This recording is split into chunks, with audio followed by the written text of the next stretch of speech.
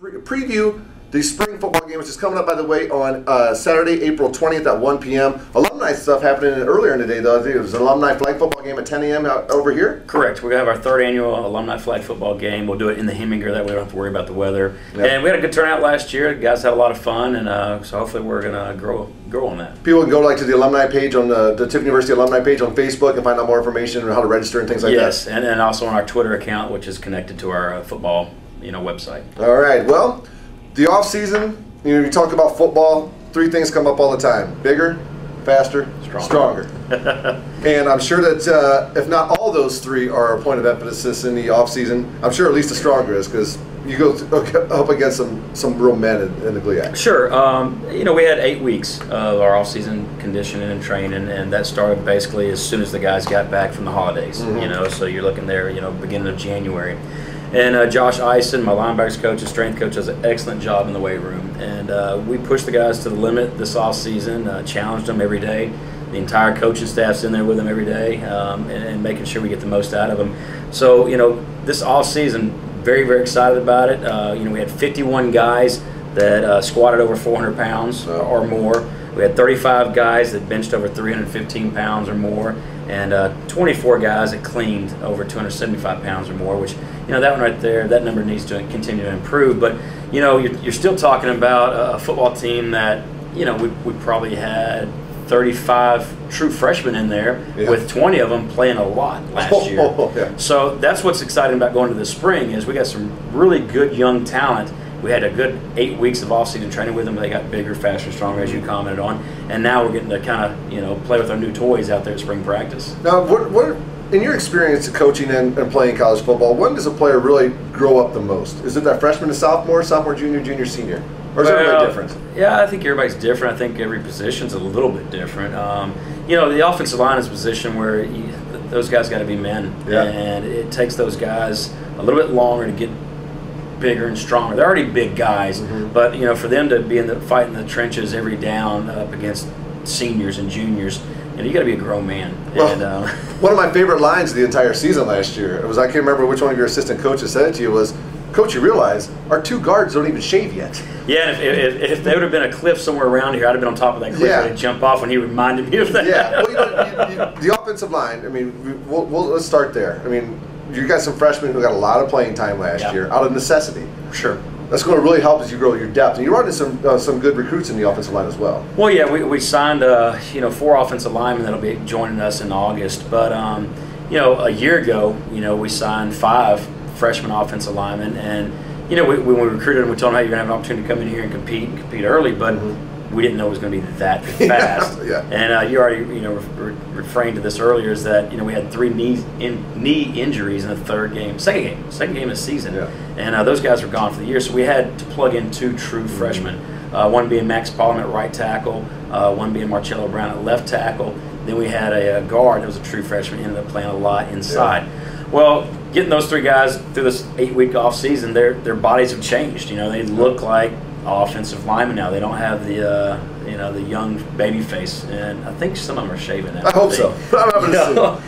But we've added depth there. We get Gage Gorman back because he got a medical red shirt because he tore his knee. We get Lorenzo Lepe back. We get Mitch Marshall back. So we've got depth now. We're at least 2 full deep on the offensive line, and that's encouraging and exciting. Well, especially when you look back at last year, you said with all those freshmen playing, you had to be holding your breath a lot of times. Just if somebody would have went down, where do we go from here? And now you're going from that and transitioning into having depth at there, especially at the offensive line. It all starts up front. Everything starts up front. And so having that depth up there is just going to be a huge thing for you as you plan on the 2013 fall campaign. No question. And, Coach McCarr's done a great job this spring. The guys are getting really good, and they're improving. And that's all we can ask of those guys. If they can just improve daily, then, we're going in the right direction. And the offensive line, looking forward in the next year, is probably going to be our most experienced position. Yeah, and these guys are going to be able to be healthy and work together, becoming that one cohesive unit as the offensive line. You need to know where the guy on your right and the guy on your left, or if you're on the end, the guy on your left or your right, is what they're doing, because you have to be able to work together in the offensive line. And being able to play together a lot really creates that cohesiveness. It's all about communication up front, looks, and And let's face it, probably over the last 10 years, defense has gotten a lot better athletes in that linebacker and defensive end position. Yeah, absolutely. All right, defense. You just spoke about that defensive line. Brought in some new kids, and you have some returning guys as well. Yeah, we're good there with Joe Collard. He's been a staple at this school for quite some time now. He'll be entering his senior year. He's been a very dominant GLIAC player. Well, the GLIAC schools are glad to hear that. Yeah, we're not. We're going to try to get one more out of him. Whatever we can do. No, but, we get him back. But we lose two guys in the inside there. And I think, that defensive line, we've been undersized there ever since I've gotten here. Well, going to this recruiting class, we wanted to sign 5 defensive linemen that we can come in here and develop and with some size. So we did that. We signed 5 freshmen coming in, and they'll join us in August, and big kids, Al Thompson, there's a kid 6'3", 315, Aaron Ward, another kid who's 6'4", 285. So he's the one that has trouble getting his shoulders through the door. No question, no question. So, but we signed 5 defensive linemen right there that we think are going to come in and again, compete kind of like the offensive linemen did a year ago. But with that being said, we've just picked up, a couple of transfers that'll be coming in here too that'll have immediate impacts on that defensive line. So, we're excited about the spring with our defensive linemen, but we're as excited about the depth we've added to it and some of the guys we've got coming in that can help us play right now in that position. How about the guys right behind the defensive line, your linebacking core? Linebackers, those we get every one of them back. Yeah. We don't lose a soul right there. And a year ago we signed 7 linebackers because that was an area we were undersized. Yes. We were undersized everywhere for a while, I guess. But with Pribble coming back, Josh Pribble is going to be a junior for us. Really good player. He put on about 10 pounds of muscle this offseason. We've got to keep him healthy. Yeah. It was a difference when he was on the field last year when he was not. No question. Yeah. No question. The guy's got a knack for the football. He just is always around the football, which is exactly what you want your linebacker to be like. Absolutely. Competing with him, you still have, Kyle Finch on the outside, on one side of him, Byron McCorkle on the other side, and then we got a lot of young depth there that's working their way in the lineup right now. So excited about that position because they're guys that have been here for 2 years with us now, and they're guys that are the backbone of our defense. Hey, Pribble was, I believe it was his first game with the Dragons last year, the opener. He had, I believe, a couple interceptions. 2 picks, and it's like, oh my gosh, who in the world is this guy? And he really made a difference. He's one of those big guys where it's a little number, so it makes him look a little bit bigger. Yeah, for sure. But him and some of the other guys that came in when he came in as well really made a difference for your squad on the defensive. And your defense really improved last year over the year before, that's for sure. No questions. Seth Durr's done a great job with our defense, and it's kind of fun to watch them continue to grow here in the spring. They've added a lot more stuff. They're throwing different blitzes at us, different coverages, and it's fun to see that side of the ball mature a little bit. Yeah. And I tell you what, and we can continue to talk about some of these positions later, but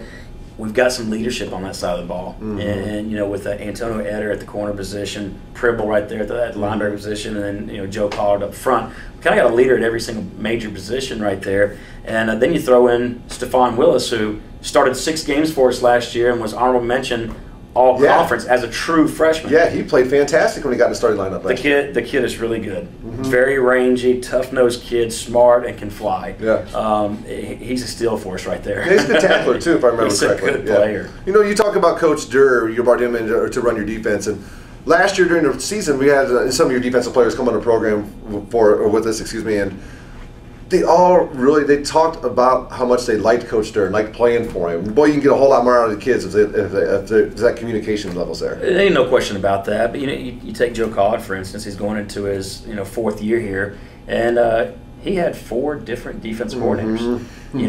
So prior to me getting here, his first 2 years, he had 3 defensive coordinators. Wow. So you want to have some coaches that are in place for a while. Yeah. You get to know their coaching style, what they expect of you as a player. You get to understand their scheme of things. So yeah, of course it's exciting, and the kids, hey, they see right through guys that aren't here for the long haul and aren't here for the kids' best interest. Sure. So Seth brings that to the table. He's a big part of the puzzle here for me, and the kids respect him and want to be coached hard and want to play for him. We'll get into more of your position players in a little bit, but let's transition, since we just talked about assistant coach. Let's transition to some of the new coaches you brought on your staff this year. You got a couple new ones. Yeah, we had Bobby Wilcox decided to get out of coaching altogether. Oh, I didn't realize that part of it. He did. Yeah, okay. Bobby got out of coaching altogether, took a sales job in Portland, Oregon. Huh. which I still think he's very crazy for, because we have the best profession in the world. But, yeah, I hear you, buddy. That's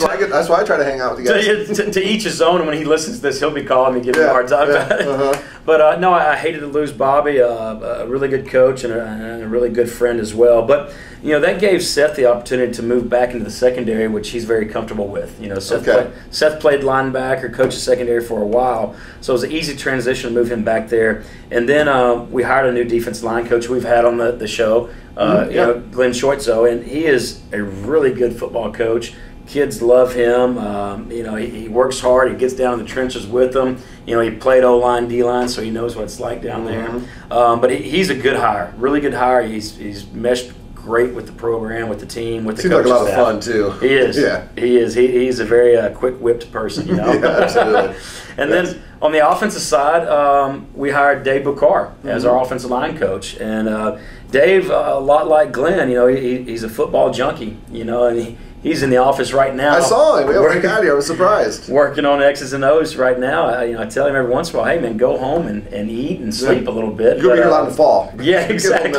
But no, very very excited about Dave. He's brought some toughness to that offensive line. The kids respect him as well, and they want to be coached, and he knows his stuff. So I think it's two really good hires right there. They're really good for the university because they're high character men, and recruiting shows. When they're dealing with families and recruits, that tells a lot. The word character always comes up with you, which is great. Well, that's important. It is, absolutely it is. Not only do we want good football players, we want good people, and people with good character are going to be a good example for your university out in the public. Well, we hold our players accountable. Yes. And, I've got to do that. I've got to hold my coaches accountable. Therefore, they hold their positions accountable. It all kind of goes downhill. But, I want guys in here that have the same goals that I have. Let's do things right and not take any shortcuts. And, these guys are a lot of fun to coach right now because we've done a good job of recruiting the right person, to play football here at Tiffin.